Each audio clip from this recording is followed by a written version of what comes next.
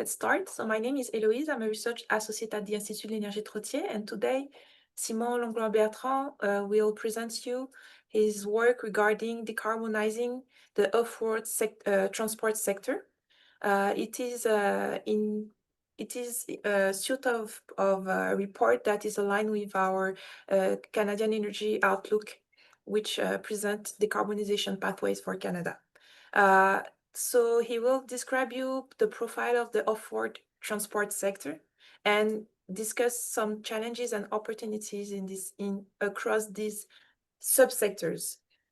So Simon holds a PhD in international affairs and degrees in political science as well as in industrial and computer engineering. He specializes in energy and environment policy and teaches political science and international relations at Concordia University, UQAM, as well as Carleton University. He is the lead author of the Canadian Energy Outlook, and his work at the IET focuses on analyzing the political, technical, and social challenges surrounding the transition toward net zero societies. His versatility on issues related to net zero transition enables him to intervene frequently in the media, as well as participate to various conferences and scientific popularization events. He also frequently collaborates with various other organizations and government departments. So I will give you a few words regarding the Institut de l'Énergie Trottier. So the Institute was created in 2013 thanks to funding from the Trottier Family Foundation, and they renewed their support in 2023 for a few more years. Our mission is threefold.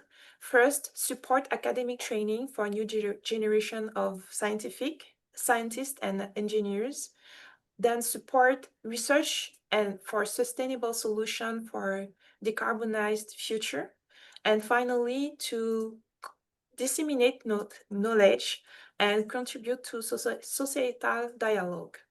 Some of our recent projects are related to the role of biomass in a carbon neutral Canada, in which we develop an evaluation grid. Then we work also on how to manage peak electricity demand, and improve resilience in an electrified world. And finally, a recent pan-Canadian organization that we launched in 2022, which is called the Energy Modeling Hub, that we launched in co-direction with the University of Victoria and the University of Calgary. That aim is to develop and support an ecosystem for energy modeling in Canada.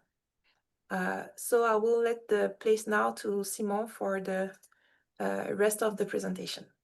First, you are allowed to type your question in our Q&R tool, and at the end of the presentation, we will try our best to answer them. Thanks. Thanks, Eloise. Good afternoon, good morning, depending on where you are. Thanks for being here. So yeah, this is the first thematic report in the Canadian Energy Outlook project. So this is a project we've been doing 3 times now since 2018. So we had a first edition in 2018 and another one in 2021. And the bulk of the report is first a state of things with regard to energy data and GHG emissions across the country, and then a modeling report which looks at different pathways for getting to net zero across the country. And typically in those reports, we look at the results from the modeling in order to identify some of the key strategic issues that come up, either because they're understudied or because they tell us things that need urgent attention. And so in the first 2 editions, we did all of that in the single report, whereas this time around, so we started publishing the main 2 reports last year, and then this is the first of the thematic issues identified. So there's another one coming up in June on infrastructure.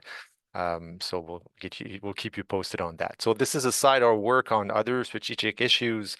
of course, on biomass, on electricity demand, and so on, as Eloise was pointing to. I wanted to get into the discussion on this report by talking about definition. For us, the off-road transport sector was largely an issue that went under the radar for most of the publications that we did and that we came across in the past. And there are various reasons for that, some of which I get into in the introduction to the report. But one is very simply that there's no single definition for off-road as an emission sector, as an energy consumption sector.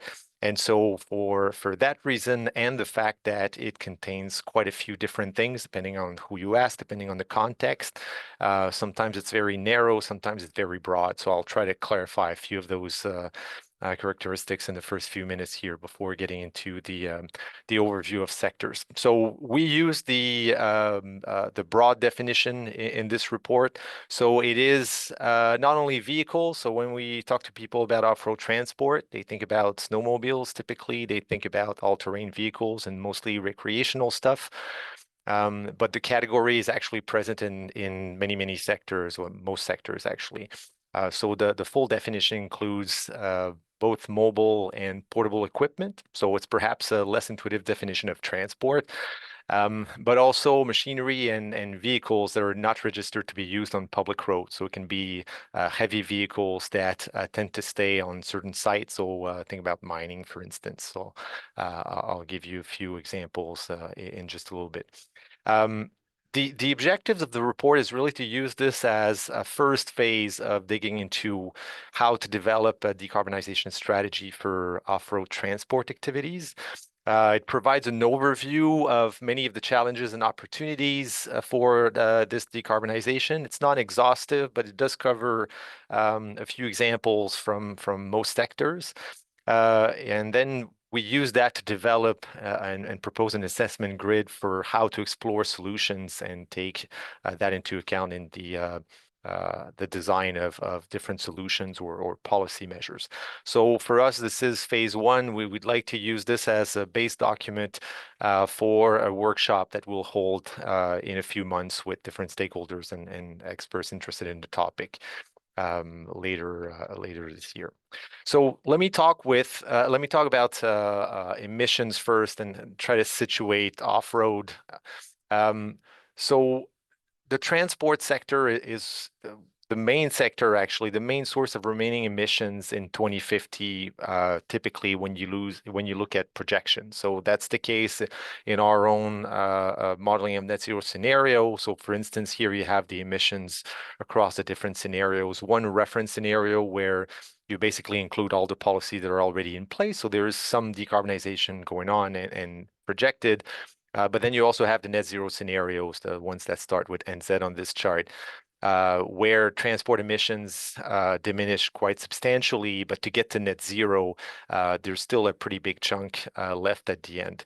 And one of the reasons for this is off-road transport. So if you look at the state of things now, or with 2021 data as the latest that was available when we did the last modeling, off-road transport emissions are about 30% of the total for the transport sector. So roughly in the same order of magnitude of either road passenger transport or road merchandise transport. So pretty big chunk of the total. And over time, it becomes the most important source of emissions, regardless of whether or not you get to net zero. So even in the reference scenario, it becomes about half of the emissions in 2050. And if you suppose a net zero trajectory, which reduces off-road emissions quite a bit, given current technologies available, the absence of solutions for some parts of it, and the absence of measures strongly curtailing emissions or helping to curtail emissions, lead to a 2050 where off-road emissions are the biggest chunk for the transport sector, right? So definitely something that where the lack of attention is a little bit worrying for us. And this is one of the reasons behind this report. Then given the definition I gave earlier, which is generic and pretty broad, if you think about it, vehicles and mobile and or handheld equipment that emits. There's quite a few pieces of equipment that fall within that definition. We provide a more or less exhaustive set of examples in the first table of the report, but just to give you an idea, in agriculture, you may think about tractors, you can think about mowers, balers. In forestry, you have large and small equipment as well, so large shredders, small chainsaws. When you think about commercial and institutional activities, so these are typically commercial activities within buildings. So you may have forklifts, generators, pressure washers, and that kind of equipment.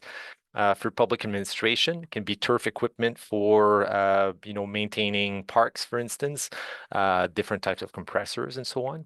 In the mining and oil and gas extraction industry, you're going to have large equipments like drill rigs, but also rubber tire loaders for this very equipment. In construction, there's a long list of equipments, as you can imagine. So it goes from concrete saws to paving equipment. When you look at heavy industry, you have some overlap with commercial activities, things like forklifts, for instance, which are typically used on site, but also larger equipment that are less typical, so sweepers, for instance. And then there's the category that I mentioned earlier, which may be a little bit more intuitive to some of us, the residential and recreational sector, so all-terrain vehicles, but also leaf blowers and smaller, portable equipment. When we look at emissions, and this is where there's been some work done in this report to try to disentangle basically where the emissions are coming from, what type of equipment, which are the main sources of emissions, and so on. And here I have to give a special thanks to Environment and Climate Change Canada, which helped us in the initial phases of this project to make sense of the data and really try to sorry, understand it. So there are two ways to categorize emissions, as you may be aware. So there's the IPCC methodology that you'll see in data reported to the United Nations. And you have the economic sector classification that you may find in government documents in Canada. So ECCC in particular uses this categorization. And for some sectors, the numbers are pretty much the same. Obviously, the total is the same, but the categorization is most different with regard to off-road transport. So the reason for that is that, to keep things simple in the IPCC categorization, off-road transport falls under transport. So it's a special category like the one I was referring to earlier, whereas in economic sector classifications, you're going to have most of the off-road emissions fall under the sector where the activities are taking place. So forklifts in a manufacturing plant, for instance, will be assigned to the manufacturing industry in that report, right? So once there's a way around it, but of course things are never that simple or that modestly simple. And just to give you an idea of why you need to look at both in order to get the answers and the data you need. So here you have the categorization of emissions by IPCC sector. So this is the methodology for UN reporting, and you're going to have 5 different subcategories, right? So off-road transport emissions come from manufacturing, mining, and construction, the biggest chunk, then agriculture and forestry, commercial, institutional, other emissions as well, and residential. And you can see here that the snowmobiles and all-terrain vehicles for recreational purposes are a pretty small part of the total, actually. But of course, if you want to think about designing strategies to decarbonize the sector, you have to be a little bit more specific, right? So think about the big chunk at the bottom. It's important to know which part of this is perhaps assigned to some dominant sector. And so this is where looking at the economic classification or economic sector classification may be more helpful. So without going into detail here, just to give you an idea, if you look at the the bottom part of the column of emissions under IPCC categorization, and then you match this with the economic sector classification of emissions, you'll see that, well, for manufacturing, mining, and construction, actually mining and even more oil and gas extraction is the bulk of the total, right? So if you're going to design ways to prioritize your approach, of course, this is where matching the two sets of data may be helpful. So I'll stop here for the overview of these technical aspects, but there is a bit more in the report to help make sense of how to look at this really and identify areas of priorities, but also understanding what we're actually referring to when having the discussion about off-road transport.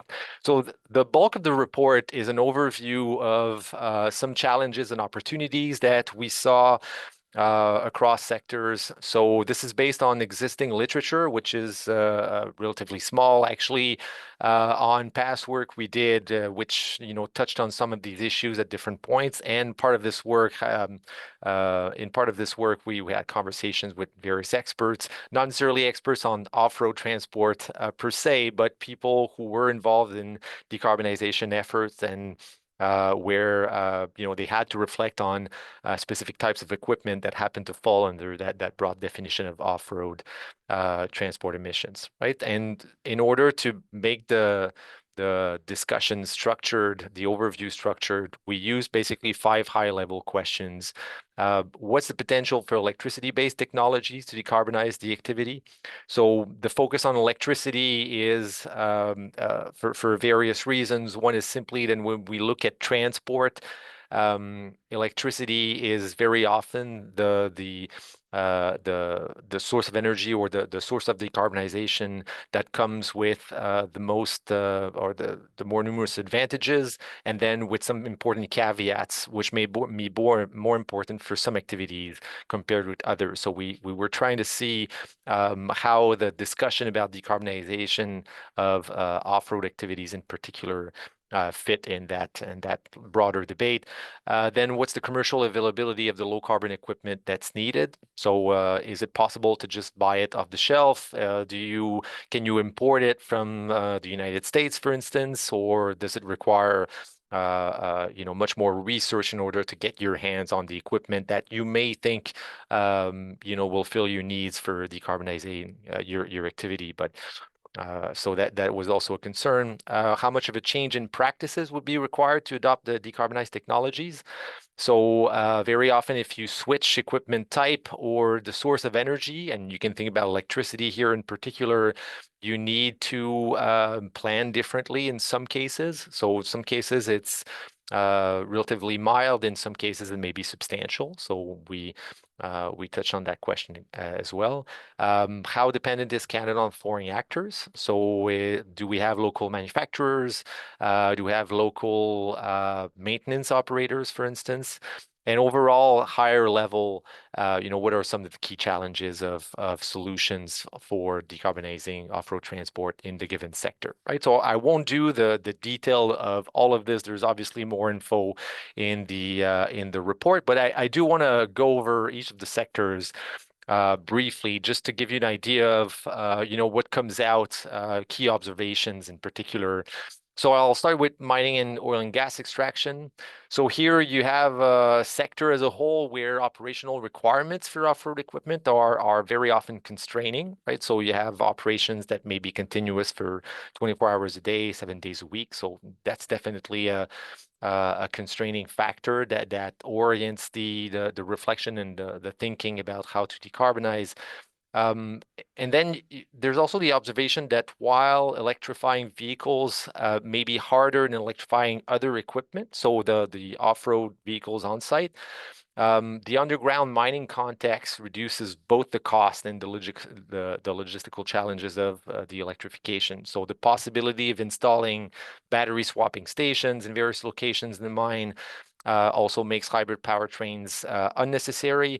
And there are gains to be had because you need less powerful ventilation, given the fact that now your vehicles on the ground are not emitting from the combustion of the fuel, right? So the economics are a bit more favorable there for electrification, and the rest of the equipment is very often already electrified. So the power demand that you have to bring above what you already have is relatively small compared with, for example, surface mining, where here electrification is having a harder time. There's some companies that are developing mining compatible versions of catenaries, for instance, where you can move the installations more easily than a traditional catenary. So, smaller height, for instance, and less deep installation in the ground, because the surface mining site will be updated and moved around a few times over its lifespan, right? So there are some developments there, but for now, there's no dominant technology that seems to be making headways. The oil and gas sector is a sector where we weren't able to get that much information, but it's a pretty big chunk of the total for this particular sector. So definitely, early priority in the next phase for this project. Then I'll say a few words about commercial, institutional, and public administration. So here, the electrification of off-road needs is possible, but it's complicated by the very broad variety of vehicles and equipment, a little bit like the sector as a whole, but definitely exemplified in these operations. So one of the challenges that this brings very often for operators or fleet managers that are trying to design strategy to decarbonize is very simply getting information on what's available, right? So building a catalog of models that could be tried either in pilot projects or could be deployed depending on their level of readiness. There's also issues that are a little bit different than from other sectors. So for instance, if you look at public administration, and I'm thinking about municipalities here as well, so there has been some limited electrification of relatively small construction vehicles already. But then there are services provided by public authorities that often involve much higher resilience requirements for public security purposes. So you have to have careful resiliency planning in order to accompany the decarbonization of the equipment. So think about snow removal operations, for instance. It's not just a question of planning the logistics differently. You may need it for several days in a row, 12 hours a day or more, and therefore, of course, that will influence your choices as well. In any case, pooling resources by using existing city level collaboration, so cities members of the C40 initiative, for instance, or experience shared on zero emission zones elsewhere in the world, so zero emission construction sites, zero emission downtown areas, and so on. Is a dynamic that's been developing for a few years now. So this is essentially where most of the information comes out, but there's definitely more of a need to streamline this. And what else? Yeah, so there's relatively little information that's available for the commercial sector, so warehouses and so on. But at the same time here, there's some equipment. There are a pretty large share of total needs in some cases. So think about forklifts for warehouses, for instance. And there are additional benefits to electrification here, for instance. So you have noise reduction within buildings, less risk of handling fuel and so on. Then we'll turn to construction. So the challenges in electrifying different machinery on construction sites is very often depending on site conditions more than vehicle type. So smaller short-term sites like single home renovations, for instance, may benefit from streamlining in connecting to the grid, for instance, temporarily. So that would allow for rapid, low-cost, short-term connection to the grid for needs on site, which are typically relatively small.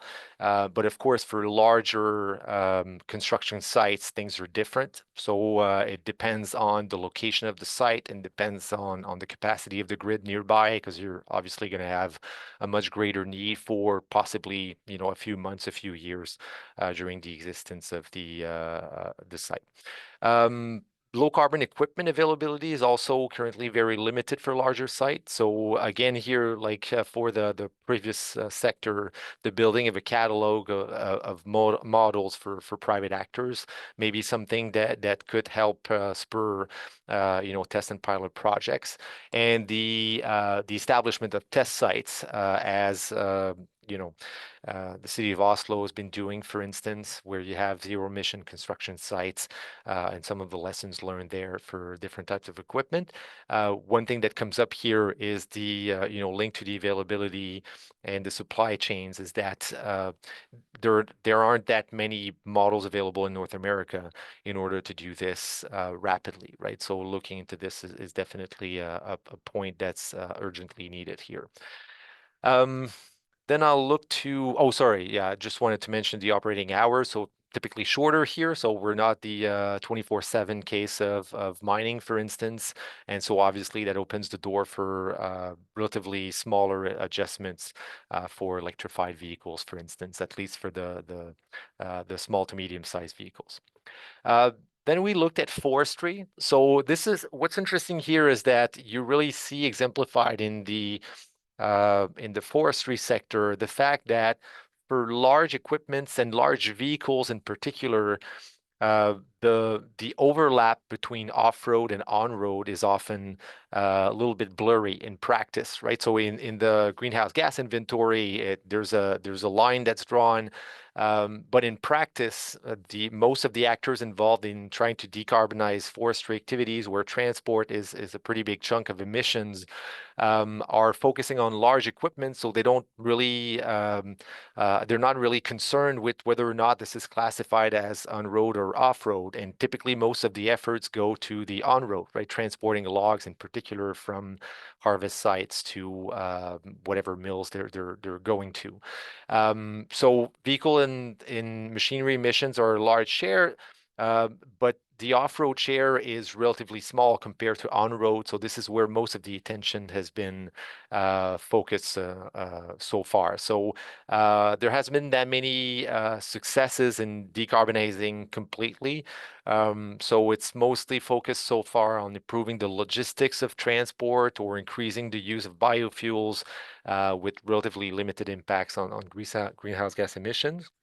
Then if you think about off-road equipment, but the larger types of equipment as well, so the access to low carbon equipment like harvesters, for instance, is complicated by supply chain constraints, but also model availability limitations. So there are some models available, but typically not in Canada easily. And of course, it leads us to the observation that there are very, very numerous regional particularities here. So it makes no sense to think about a one-size-fits-all decarbonization strategy for off-road forestry, right? So it depends where the site is situated. It also depends on factors that may not be intuitive. So for example, the structure of property for large vehicles, which in some parts of the country are owned by the large, operators, the large companies extracting from the forest, whereas in other parts of the country, the vehicles are owned by the drivers, right? So it will be a family business, but then incorporated into a larger system that's managed and planned by a multinational or large forestry company. Also, in some cases, you have large planned wind farms that will be built next to forest roads. So, there may be some opportunities there to plan the deployment of equipment for the forestry sector as well at the same time. But in any case, on-site large equipment require most often than not a mobile energy supply. Yeah, one other thing that was interesting that came up here is companies developing software to optimize the paths, the roads taken by log transport, and so that has an impact on off-road decarbonization because, like I said earlier, very often it's the same type of vehicles, or at least it's part of the same fleet, and so there's software trying to take or use different technologies that take advantage of the topography of the surrounding area. So depending on where the main slopes are, for instance. So if the zone of extraction is uphill, you can use regenerative braking downhill after. If it's different, then of course that may not be available, but then other solutions need to be explored. Again, going back to the no one size fits all, definitely in this particular case. Um, yeah, most of the available vehicles that we were able to have a look at were European, which creates additional constraints which are linked to the standardization and regulatory issues.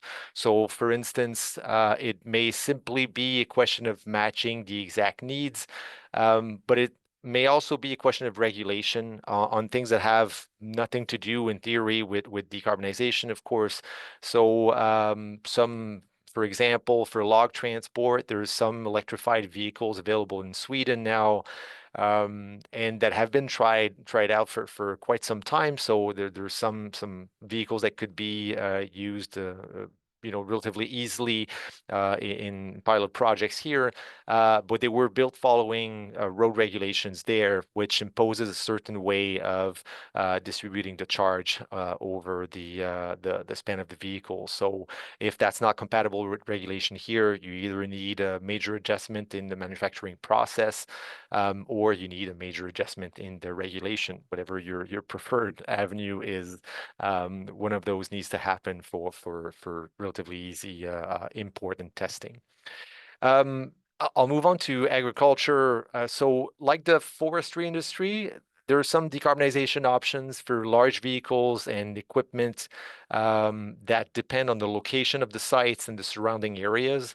And this is typically here for accessibility to alternative energy sources, right? So if you have electricity grid capacity nearby, then additional infrastructure to provide power needs for charging is more economical, obviously, and could be explored for those sites. But when you have sites that are in more remote areas or simply where grid capacity is constrained, not available, or where deploying additional lines would be very costly, then you need a more comprehensive assessment of the options available. One of which may be sustainable liquid fuels that could be produced locally with residues, right? So again, the conditions of the region may be more important, at least at first, in thinking about how to decarbonize than specific equipment. There's relatively little information on available on low carbon equipment and vehicle availability, or at least we weren't able to find it easily. So more exploration is needed here. And a link I can make with the mining sector here is that you have, again, long hours of operation for vehicle operation. During consecutive days, typically in key periods over the course of the year. And so, modifying the logistics here creates certainly major challenges for electrified options, especially if the economics aren't favorable given the infrastructure needs that I mentioned earlier. And then finally, residential recreational. As I showed earlier, this is 2% of the total. So a small part, but there's some good news here. So the availability of electrical equipment, for instance, in residential services. So this is, turf equipment, lawnmowers, and, leaf blowers and whatever else.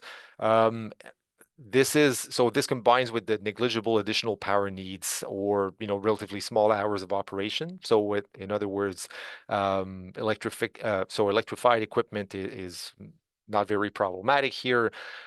So in theory, that means that it makes it possible to rapidly decarbonize, given that these models are already available at the nearest hardware store or something. So proper regulations, incentives here may go a long way in just spurring a more significant shift. There are also side benefits like reducing local noise, air pollution, and so on, which adds to the benefits of transformation. In the case of recreational equipment, so that's a tougher one, right? So this is spread out. It's also a very small part of the total, of course, but it does require a closer look. There are barriers linked to personal habits and complexity specific to remote locations in particular, which may be particularly important here. So need for long range in cold weather, for instance, for security purposes. So that remains and needs to be part of the reflection. So I'll stop here. Obviously, I encourage you to go look at the more detailed overview in the report, but it's just to give you a sense of the kind of observations we're able to gather in this, launch document, basically. And what we bring this to in terms of conclusions is that when we combine the insights, it is possible to identify a number of cross-cutting issues in the design of policies for decarbonizing off-road transport across the country. And there are some key challenges that are cross-cutting, right? So is there a non-emitting replacement technology that provides workable conditions for the service offered, and one that is readily available? Does the use of the non-emitting equipment involve additional constraints and requirements? If so, again, can they be tempered? Can we get around them? And does the alternative energy sources to propel the off-road equipment, the low carbon off-road equipment, require significant additional infrastructure, as I hinted at earlier in one of the descriptions? And we use that kind of starting point, looking at the synthesis of the observations to propose an assessment grid that allows for a comparative evaluation of solutions. So this was developed largely inspired by a similar grid and methodology presented in a Transition Accelerated report a few years ago. You have the reference in the report. And basically, the idea is to have each row as a potential service decarbonization option, and then it's accompanied by a color-coded perspective on different dimensions. So we propose 5. This is not necessarily exhaustive. There could be additional ones that make it to the grid later on in time, but we came up with the first 5. So our first dimension is the level of availability of the technology in the current state of markets in Canada. So, is it easy to get your hand on the model that you're interested in? Second dimension is the need for additional energy production, transport, distribution infrastructure that would be required for the decarbonization option to be implemented. Then, are there any additional security challenges that may be associated with the option, which may require difficult considerations for resilience as well? So, if an electricity outage creates an additional public security risk due to BEVs having replaced fuel-based vehicles, so is that a concern in the case of this particular transformation? A fourth criteria, so I know it's small here, I'll magnify it on the next slide, but a fourth option addresses the specific co-benefits of noise reduction. So in some cases, it's particularly relevant. In other cases, less so. And then we also have a fifth criteria that looks at additional pollution reduction benefits, right? So does it bring additional side benefits besides reducing greenhouse gas emissions, in other words? And of course, you see the color coding. So obviously, green is good, red is less good, bad, let's say. So green means that it is not only compatible with a net zero pathway, it's also something that doesn't face that many insurmountable hurdles, and then perhaps brings additional benefits. So in other words, it performs well for the given criteria, and there's a comment in each of the cells in order to explain our assessment. So red would be either it's a solution that, at least for that criteria, makes it largely incompatible with a net zero trajectory, or simply brings up an obstacle that is extremely costly or difficult to imagine surmounting. And so this is where the comparison with other options may be helpful. And then yellow is in between. So yellow may be for a different reason. This is where the comment is perhaps most useful. Sometimes it's because the performance for the criteria is low, but it could be higher depending on changes in regulation or additional model availability and so on. So I'll give you two examples of this for this grid that we came up with just to illustrate. So let's say you consider electrify the lawn equipment in the residential sector. So if you think about model availability, it's pretty high. So like I said earlier, available at the local hardware store for most of the country. Is there a need for new infrastructure or modifications to existing infrastructure to allow for the use of more of this equipment? And the answer is not really, right? Typically, lawn equipment that's electrified can charge in a typical outlet. Is there any additional security impact, resilience requirements? Not really. Noise reduction benefits, yes, but it's still noisy when you operate them. And then other pollutant benefits, sure, right? It allows the reduction for manipulating petroleum products in residential areas, which come with their own security issues.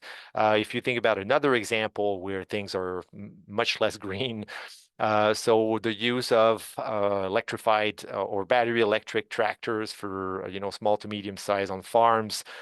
Here the road is more bumpy, so model availability isn't quite there yet. There's some models available, but limited deployment means that you may have to wait quite a bit. Information on getting them and seeing your options is complicated to get. The need for new infrastructure, yes, that may be substantial, especially if you're thinking about large farm operations or decarbonizing several farms at once. Induce resilience requirements or security impacts. Yeah, this goes back to the discussion I had earlier about the long hours, continuous days of operation for some parts of the year. So that may be complicated. It's not insurmountable. That's where we come up with yellow here, but definitely a difficulty. Noise reduction benefits. So here it's yellow simply because it doesn't matter that much, right? So yes, you would have noise reduction benefits from that solution, but it's unlikely to be determinant in the choice. Do you have other pollutant reduction benefits? Sure. This is a light green, so also not determinant, but it's pretty important just because you're replacing diesel, so less fine particles, less other air pollutants other than GHG emissions. So we propose to build such a grid with, part of this is going to be the workshop we'll hold, but also, more discussion over the next few months to have a more comprehensive grid developed, and then use this to design a strategic approach that uses a stepwise learning process, right? So prioritize immediate opportunities and design, targeted pilot projects and so on. And we think that this reflection should follow 4 higher level principles based on the information we have. And there are caveats here, given the variety of services, of course. But one of the things to keep in mind would be to explore electrification options first, right? If they come with insurmountable difficulties, then this is where you move on to other possibilities. But of the possible energy source switches, moving from diesel to electricity in particular is the most compatible with net zero objective. And so that should lead perhaps a first pass across options and sectors. Then explore the other low carbon energy sources based on potential co-benefits and nearby infrastructure availability. Anticipate information gathering needs for technology. So this is the building of the catalogs that I mentioned earlier, but also make sure that you're streamlining the sharing of this information across across relevant actors and stakeholders. This is a role that certainly government initiatives could play. And then launch pilot projects to test options and choosing the pilots and designing them to maximize the potential for learning, including learning spillovers into other sectors where decarbonization options may face similar challenges, like long hours of operation in agriculture and mining, even though, the equipments are different and the activities are different. Maybe there's some lessons that could be learned across the sectors. You don't need, pilot projects for every single activity, obviously. So I'll stop here just to say, before we get into the Q&A, that we'll be reaching out in the next few months. And so if you have information you'd like to share with us, or experiences or contact names that we should talk with in leading up to the workshop, we'll be very happy takers of that information. So don't hesitate to reach out. Thank you, Simon. Thank you for this rich portrait of the sector of the off-road transport that we saw that does not only include transportation equipment. We have a few questions in the chat, and that are quite interesting. The first one is more, I would say, practical question. It is regarding the primary data source that you use and your level of confidence that you have in it. Could you comment on that with us? Yeah, for the emissions, basically, it's the information available in the national inventory from Canada. So I believe it was for 2023 latest data when we did this, or at least we updated it. So this is where we have the breakdowns for the equipment. It's a combination of every bit of information we were able to gather, including our talks with ECCC. So for examples of equipment across the subsectors in particular. So there is some overlap, but very often it's a different list. And so I don't think it's a completely exhaustive list, to be clear, in that table, but it's a pretty extensive one that shows really the variety. Like I said at the beginning, the idea of looking at off-road transport for decarbonizing it in the GHG inventory, there is a line that's drawn between off-road and not off-road emissions. But in practice, that line may be less important if you're going to design a strategy that touches on equipment across that line between off-road and everything else. Then it's still something to look into. So we don't want to overstate the artificial aspect of that line, but of course, we focus the analysis on off-road in particular. Thanks. The second question is more related to compare ourselves to outside. So how does Canadian off-road energy compare to other OECD countries? Yeah, that's a good question. So there is a bit more interest, I would say, or action on decarbonizing off-road in Europe in particular.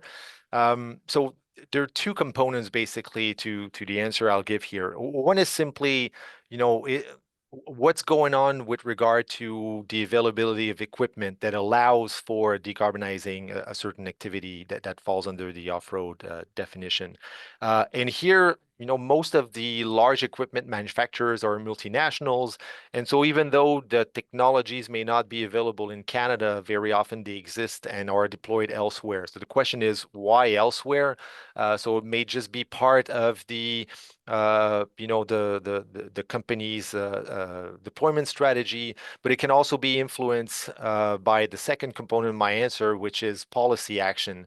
And so here you don't have that much or that many policies that have been put in place, but there is some movement in European countries, some in Scandinavian countries in particular for construction and mining, as I mentioned earlier, forestry to a certain level as well, but pilot projects for different equipments, manufacturers that are becoming partners in order to to come up with the models.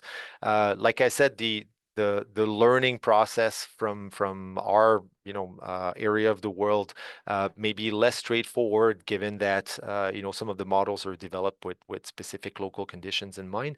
But nonetheless, policy is taking shape in those countries, perhaps a bit more than what we see here. What we see mostly in North America is a combination in the case of large, road or large vehicles, I should say, that some jurisdictions are making fall under the ZEV mandate for medium or heavy duty vehicles that are being considered. So California, for instance, BC as well. So I'm not sure where this is now, but a few months ago had presented a proposal for the ZEV mandate of medium to heavy duty vehicles, which included or which covered, I should say, many instances of the larger vehicles that are also used for off-road purposes. This is kind of what I was referring to earlier when I said that the line is blurry in practice, because some equipment or some types of powertrains are used both on road and off road. So of course, there's some overlap there. Thanks for all this precision. A more specific question, is the military covered in this work? Do you know if it is included in the data that you have or not? Yeah, that's a good question. To my knowledge, it is not covered. So one of the sources of data for more examples than actual data, but was a forum that was held by the National Renewable Energy Laboratory in the United States a year and a half ago. So they had different stakeholders from all sectors come in and discuss parts of the off-road decarbonization topic. Not for all sectors though, but one of them was the military. Obviously, given the size of the U.S. military, that's perhaps more of an attractive topic than here. But as far as I know, just to go back to the more straightforward question, there's no data available, at least not in the traditional inventory. So I believe part of the vehicles fall under one of the other categories. So I would have to check. I'm happy to follow up with the person asking the question later. But in general, we didn't look at that. Thanks. Then can you comment on the role of electrification in the sense, is it the only pathways that is looking at for decarbonizing the sector, or is there any other options that are looked at by the players of the sectors? Oh no, there are many others. So up to still now, but particularly more up to about 2 years ago, hydrogen vehicles were being looked into with some enthusiasm in the mining sector. So that has slowed down quite a bit now, and the trend seems to be leaning more towards electrification. There's also, biofuels that were the main alternative source of energy considered for forestry vehicles, but also with some pretty important limits to what you can do in terms of really reducing emissions.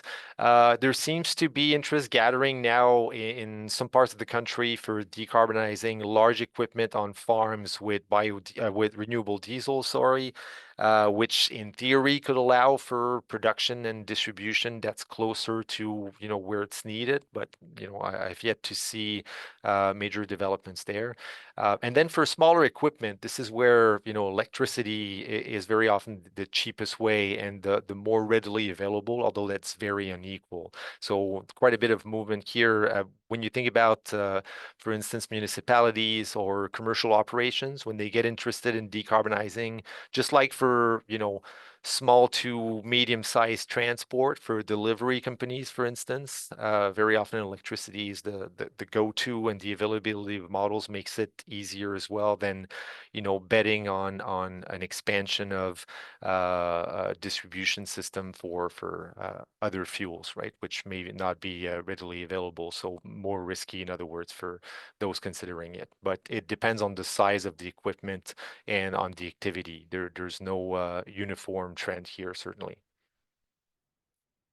And maybe now a more, I would say, technical question. or methodological question. So I don't know how far you can answer this one because it is quite specific. But do you know any things about methods to track and calculate the actual GHG emission from all these subsectors? Um, I do not, but I can provide a partial answer. So um, when I discussed the definition in the introduction, I mentioned it's kind of a category that can be manipulated differently, and in the two main protocols for categorizing emissions, it's indeed treated very differently. Actually, it's the main source of difference between the numbers in the economic sector classification and the IPCC classification in the national inventory.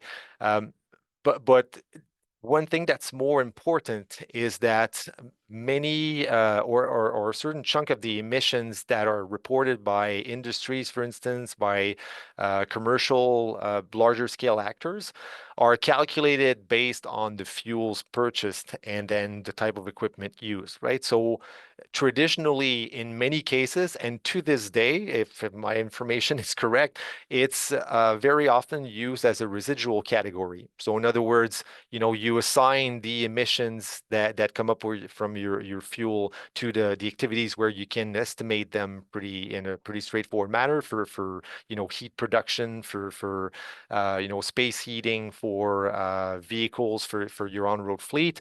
And then whatever you're left with is assigned to off-road. So this is certainly not very helpful for disentangling exactly where they come from, but there is certainly a need here to be a bit more specific. I believe ECCC is actually working on this to try to have more granular data on the different types of equipment. But as I hope is clear from this presentation, that's quite a few equipment and quite a few pieces of equipment. So obviously the task is pretty tall. But the question is, how refined do you need the data in order to get a sense of what you're looking at for a specific type of activity? So you may be able to fill in the gaps once you look, more closely at a given subsector or a certain type of vehicles, and then estimations come up there. But they're not necessarily there in the inventory, which I guess is my partial answer to the question that was asked. Thanks for these precisions. Maybe we still have a few minutes left, so I will add one more question. It is regarding the potential impact of decarbonizing all this sector on the electricity requirements in terms of energy, power, but also infrastructure. Yeah, this is an important question. It's one that we see more and more, come up in discussions about different decarbonization strategies, not just for off-road, but in general, as the attendees may know, the most of the net zero pathways planned involve a lot more electricity for various reasons, most of them good. And because of that, of course, there is always that reflection, right? So once you consider electrifying substantially a certain type of activity that was not electrified at all before, you have to think about power needs. You have to think about infrastructure surrounding the sites. So whether you're in a rural or urban area is not necessarily going to help you, right? It really depends on how the electricity grid was historically developed in that region, right? So when you consider off-road transport decarbonization for a certain type of activity, you have to think about the additional needs, but you also have to compare that with other solutions to decarbonize. And typically, and this is why I had electrification at the top of the reflection here, um, typically the alternatives are more demanding, both in terms of infrastructure, in terms of risks of deployment, in terms of where the experience we have, and therefore, of course, electrification comes up as a leading solution despite the additional pressure on infrastructure. So in other words, it's a very important aspect to keep in mind. It made it to the grid, if you noticed earlier, but it's not something that's it's not a challenge limited to electricity as a solution, right? Other fuels that are low carbon will come with significant caveats here as well.